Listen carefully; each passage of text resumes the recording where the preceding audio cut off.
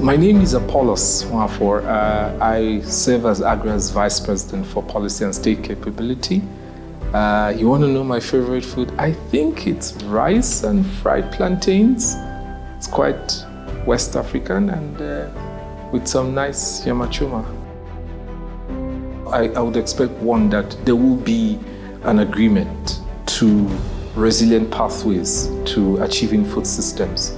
And what that means is that governments need to come together to harmonize, the different policies and strategies. So bringing in all the stakeholders together and agreeing on resilient pathways is important. First. Second is that there must be, a commitment to driving investments that will ensure that we're able to end hunger through a food systems approach. And finally, which is the third one, is that there must be an agreement to take a multi-stakeholder approach. Food systems is not just about food and agriculture alone, it's about health, it's about education.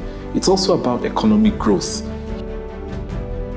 So what we do in policy and state capability is actually to create the enabling environment, ensure that the right policies are in place, the right policies and strategies, and that institutions are able to deliver on their promise. For example, flagships on rice in Burkina Faso, where we're going to see close to 500,000 farmers benefit from it. We're going to see private sector drive further investments, and we're going to see government playing a stronger leadership role, in making sure that Burkina Faso is self-sufficient as far as rice is concerned, and also contributes to the regional initiative on having ECOWAS member states, become rice sufficient and a net exporter of nutritious rice. The food systems transformation is important because it's about our livelihoods. It's about the education of our children, because you're talking about school feeding programs where children are able to eat nutritious foods. With that, they're able to learn better and ensure that they're able to stay in school.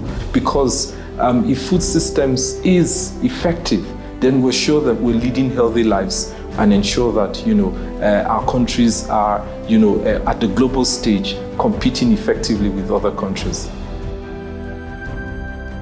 We've been pursuing what we call the inclusive agricultural transformation, and that we're hoping that by 2030, quite a number of countries, if not all, but at least 30 countries should be on their pathways to inclusive agricultural transformation, and that we're able to ensure that we are feeding the world as well as feeding ourselves sufficiently. I am hoping that we can achieve that before 2063. So by 2050, we want to see Africa at least being the second largest economy globally.